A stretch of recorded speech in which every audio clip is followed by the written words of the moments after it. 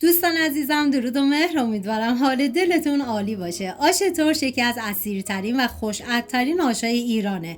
بدون گوش اما سرشار از طعم و خاصیت. امروز با هم یادش میگیریم قدم به قدم. فقط یادت نره این ویدیو هر ثانیه‌اش نکته داره، پس تا آخر ویدیو همراه من بمون.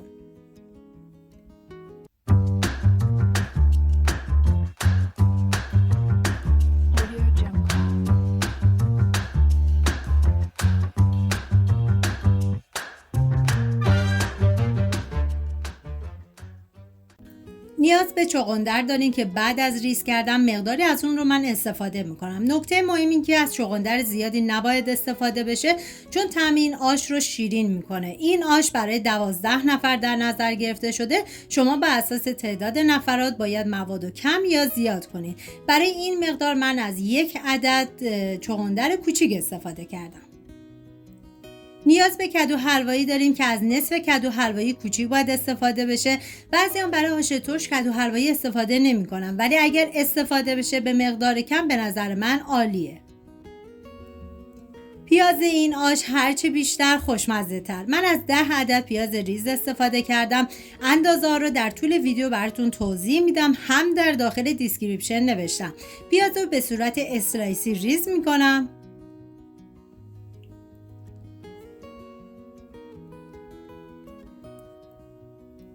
یک عدد لبو رو طبق ویدیو ریز کنید. آش ترش سرشار از فیبر و ویتامینه، هم برای تقویت سیستم ایمنی مفیده، هم برای پاکسازی بدن و آرامش معده عالیه.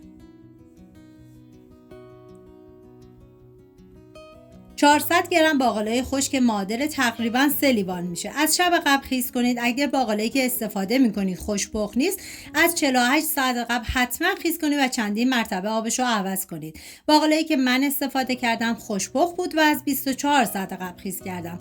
میریزم داخل قابلمه، مقداری آب جوش بهش اضافه میکنم و میذارم بپزه.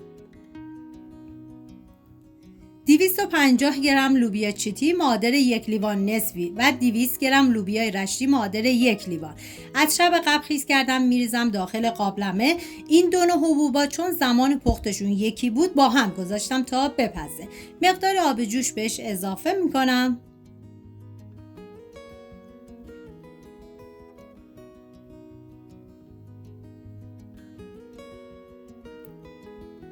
150 گرم نخود از شب قبل خیس کردم، چون زمان پخت نخود بیشتره به صورت جدا میذارم بپزه. 150 گرم نخودم معادل 1 لیوان میشه. آب جوش بهش اضافه میکنم و میذارم تا بپزه.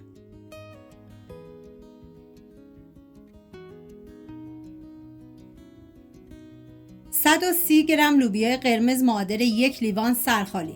از شب قبل خیس کردم، میریزم داخل قابلمه و مقداری آب جوش بهش اضافه میکنم.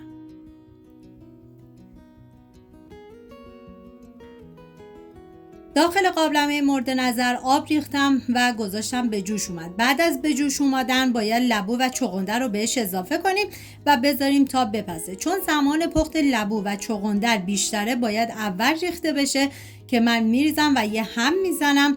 آش ترش فقط یه غذا نیست، یه داروی طبیعی پر از خاصیت و سرشار از طعم. بهتون پیشنهاد میکنم که حتما درستش کنید. بعد از اینکه لبو و چغندر پخته شد، نوبت اضافه کردن کدوی ریز شده است. میریزم داخل قابلمه و 200 گرم برنج که معادل 1 لیوان میشه. از دو ساعت قبل خیس کردم. ببینید سعی کنید که از برنج نیمدونه استفاده بکنید که به نظر من برای آش خیلی بهتره. هم میزنم همه مواد با هم دیگه مخلوط بشن و بهش زمان میدم.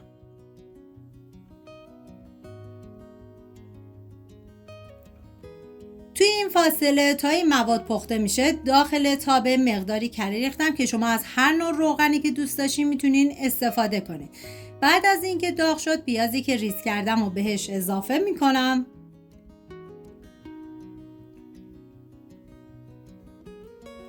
هم میزنم و میذارم تا پیاز کاملا سرخ بشه.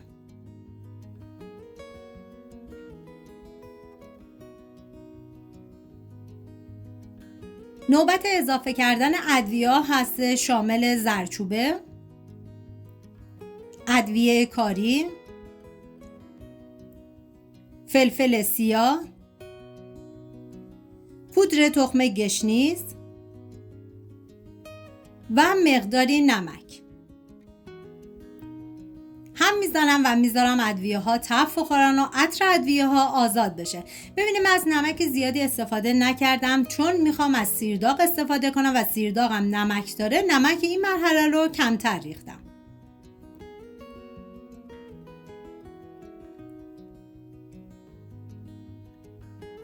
بعد از اینکه ادویه ها تف خوردم باید بهش رب انار ملس رو اضافه کنی که من از 3 قاشق غذاخوری سرپر استفاده کردم. میریزم داخل تابه و 3 قاشق غذاخوری رب گوجه فرنگی. ببینید آش ترش در مازندران و گیلان به روش‌های مختلفی درست میشه که به نظر من این یکی از خوشمزه تریناش بود. من قبلا آش ترش رو درست کردم که بهش آش گزنه میگن و لینکش رو در انتهای ویدیو و در داخل دیسکریپشن میذارم که اگه دوست داشتین اونو میتونین ببینین که روش پختش یکم متفاوت تره. بعد از اینکه برنج و کدو کاملا پخت اول یه هم میزنم و در طی زمان پخت حتما چندین مرتبه هم بزنید چون این غذا برنج داره احتمال اینکه ته بگیره زیاده. من برای خوشمزه تر شدن مقداری عصاره قلم ریختم که کاملا اختیاری و عزیزانی هم که وگان هستن میتونن اصلا عصاره قلم رو نریزن، حذفش کنن. حبوبات پخته شده رو میریزم.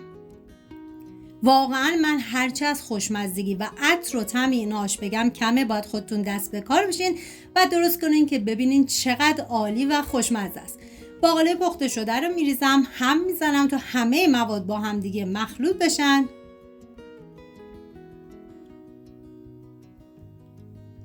سبزی‌های این آش شامل گشنیز و جعفری، تره و اسفناج است که از هر کدوم از 3 دسته استفاده کردم و چند نوع سبزی معطر شمالی داره که شامل زلنگ و اناریج و عجی هستش. زلنگ جایگزین نداره، اگر تازه‌شو رو پیدا نکردید میتونید خشکش رو از عطاریا بگیرید، ولی اناریج جایگزینش نعنا هستش و عجی جایگزینش پونه هستش. حالا رب انار رو بهش اضافه میکنم. زمانی که رب انار و سبزی رو اضافه کردید باید بذارید به مدت 45 دقیقه دیگه این آش بپزه و جا بیفته. هم میزنم تا همه مواد با هم دیگه مخلوط بشن. واقعا جای تک تک شما دوستان عزیز خالی.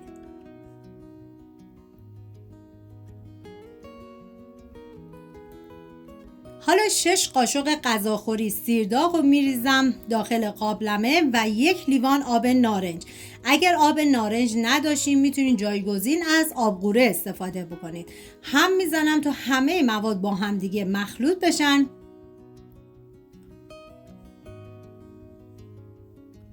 اگه سیرداغ هم نداشتی میتونی تو همون مرحله‌ای که پیاز رو بهش اضافه کردی گذاشتی تف بخوره، سیرم بهش اضافه کنی و بذاری با بقیه مواد تف بخوره. طعم آش ترش همیشه منو یاد سادگی و عطر خونه‌های قدیمی میندازه. اگه شما هم این حس رو دوست دارین تو کامنت ها برام بنویسین. سپاس از همراهی همیشگیتون، منتظر دیدار دوباره‌تون هستم. تا درودی دیگر، بدرود.